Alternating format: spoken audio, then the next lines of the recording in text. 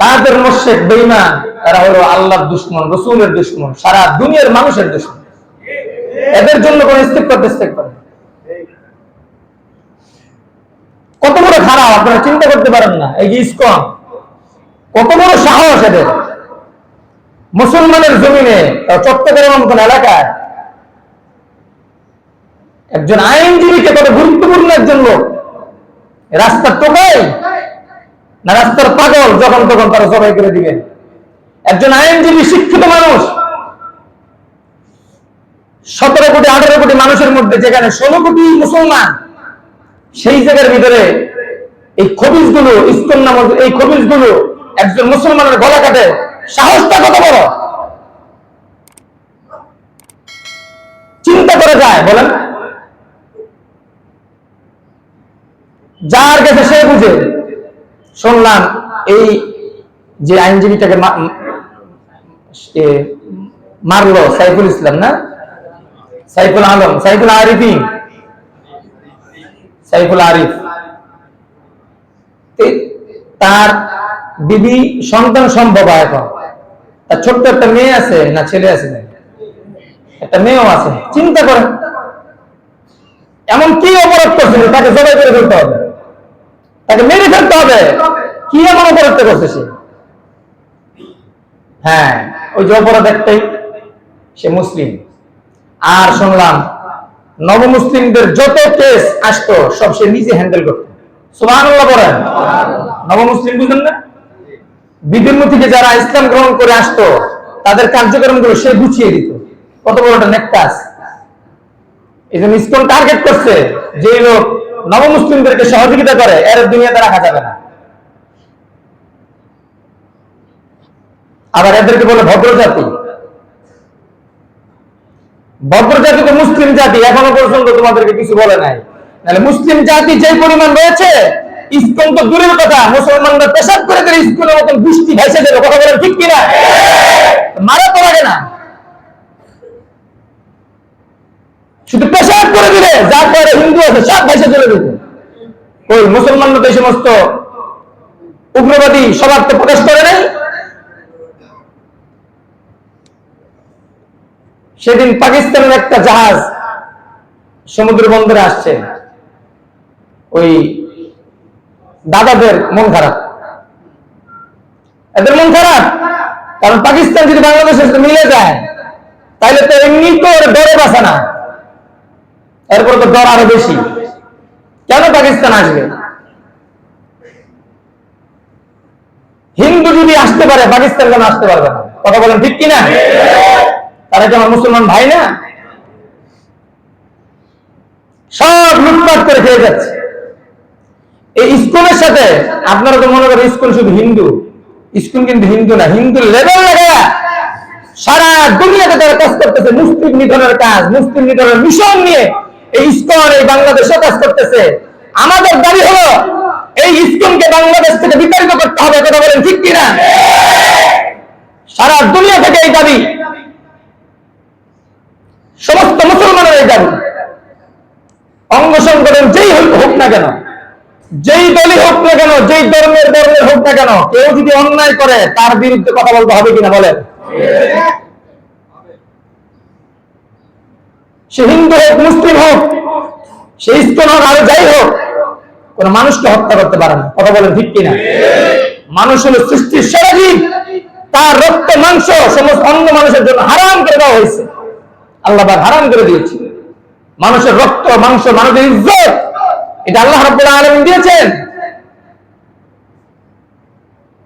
1 টাকা সুদ খাইলে 36 থেকে 37 বার মায়ের সাথে জিনা করলে যে পরিমাণ গুনাহ, ওই পরিমাণ গুনাহ আল্লাহ তাআলা, মিনিমাম গুনাহ আল্লাহ তাআলা ওই লোকটাকে দান করেন।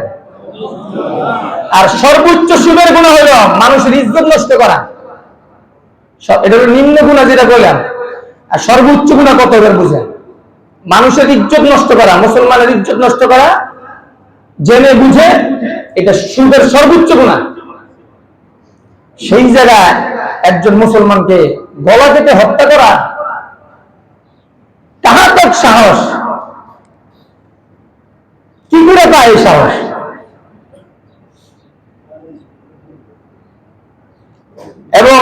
সারা, আগে তো আপনাদেরকে আমি আগেও বলছি, সারা দুনিয়াতে মুসলিম নিধনের যে মিশনগুলো সব পরিচালনা করা হয় আমেরিকা থেকে বসে বসে, ওয়াশিংটন থেকে সব প্ল্যান প্রোগ্রাম। ওদের কাজই একটা। আর এই কথা আল্লাহ রাসূল সাল্লাল্লাহু আলাইহি ওয়াসাল্লাম বলে গেছেন, আল কুফরু মিল্লাতু ওয়াহিদা। সারা দুনিয়াতে যত কাফের মুশরিক আছে এদের নাম ভিন্ন, লেভেল ভিন্ন, কিন্তু যখন তারা মুসলিম নিধনে আসে তখন তারা আর ভিন্ন থাকে না, তখন তারা এক হয়ে যায়। কথা বলেন ঠিক কিনা? তাদের নাম থাকবে খ্রিস্টান, তাদের নাম থাকবে ইহুদি, তাদের নাম থাকবে বৌদ্ধ, তাদের নাম থাকবে হিন্দু, তাদের নাম থাকবে বহু রকমের, কিন্তু যখন মুসলিম নিধনের মিশন আসবে তখন আর তারা ভিন্ন নয়, তারা সব এক প্ল্যাটফর্মে চলে আসে। যেইভাবে তারা মুসলিম নিধনে এক প্ল্যাটফর্মে এসে যায়, ঠিক তেমনি ভাবে আমরা বাংলাদেশিরা যারা আছি আমাদেরকে ভুলে যেতে হবে কে আওয়ামী লীগ, কে বিএনপি, কে জামাত, কে হেফাজত, সবাইকে এক প্ল্যাটফর্মে এসে আন্দোলন শুরু করতে হবে। বাংলার জমিনে ইসকনের ঠাঁই নাই, ঠাঁই নাই, ঠাঁই নাই। কথা বলেন ঠিক কিনা?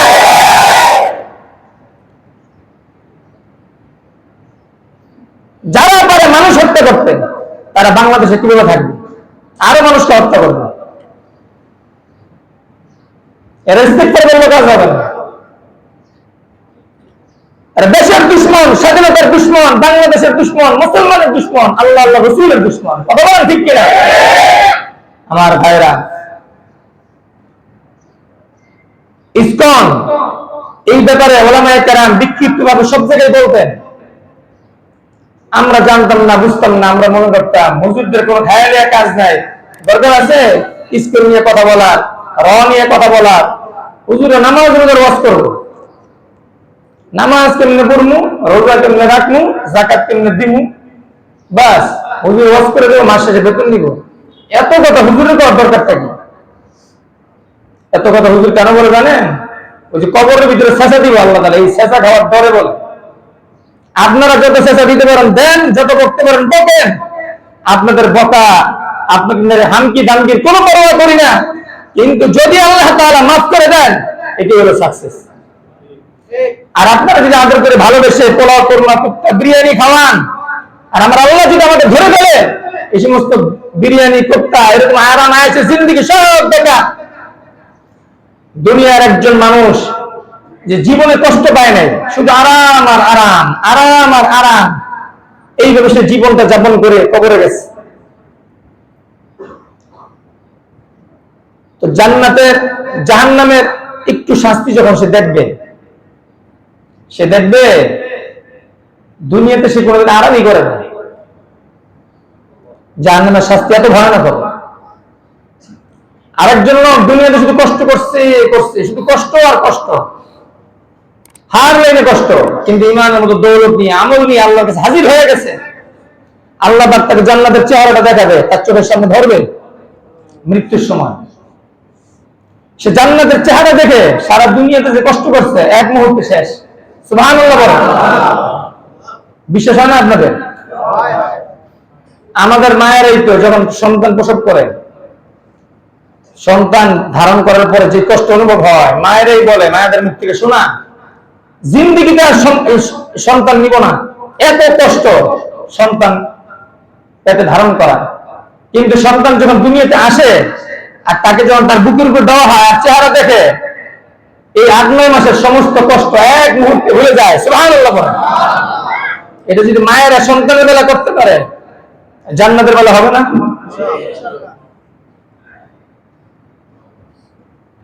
এই জন্য আমাদের আজকের এই জুমার ময়দান থেকে, বয়ান থেকে এই দাবি, আপনারাও এই দাবি উত্থাপন করবেন, যে যার মতো করে লিখবেন, বাংলার জমিনে ইসকনের ঠাঁই নাই। বাংলার জমিনে ইসকনের ঠাঁই নাই। আওয়াজ দিয়ে বলেন, বাংলার জমিনে ইসকনের নিধন বাংলার জমিন থেকে করতেই হবে, এর কোনো বিকল্প নাই। ইনশাআল্লাহ বলেন, ইনশাআল্লাহ বলেন। সরকার প্রধান যারা আছেন, যিনারা আছেন, স্পষ্ট ভাষায় বলতে চাই, আপনাদের কল্যাণার্থে, দেশের কল্যাণার্থে, জনগণের কল্যাণার্থে যে সমস্ত মানুষ পারে দিনে দুপুরে কোন কারণ ছাড়াই কোন মানুষকে হত্যা করতে, যাকে কোনো দল চায় না, কোন মানুষ যাকে চায় না, হেফাজতে ইসলাম ইসকনকে বয়কট করছে, চরমোনায় বয়কট করছে, তারপরে বড় বড় দল জামাত ইসলাম বয়কট করছে, আরো যেটা দল আছে বয়কট করছে, একটা দুটা ছাড়া, নাম আর বললাম না, সবাই বয়কট করছে। গণভোট চাইলে দেখবেন অধিকাংশ ভোট হবে এরকম, ইসকন চাই না।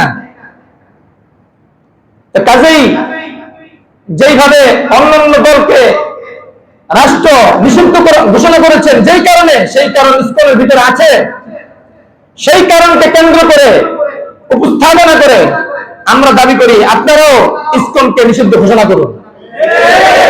কথা বলেন ঠিক কিনা?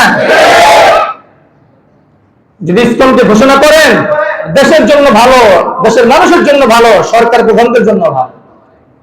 কারণ এই ইসকনের ভিতরে শুধু খালি হিন্দুরা না, শুধু শুধু মুসলিম নিধনের মিশনে যারা নেমেছে তাদের সদস্য না, নামধারী মুসলিম নামধারী কিছু সিরাজতা, বাকিটার বললাম না, আর কিছু আগাছা তাদের সাথে যোগদান করে বাংলার জমিনকে উত্তপ্ত করার এক অপচেষ্টা তারা চালাচ্ছে। কথা বলেন ঠিক কিনা? যে সুযোগ তাদেরকে দেওয়া যাবে না,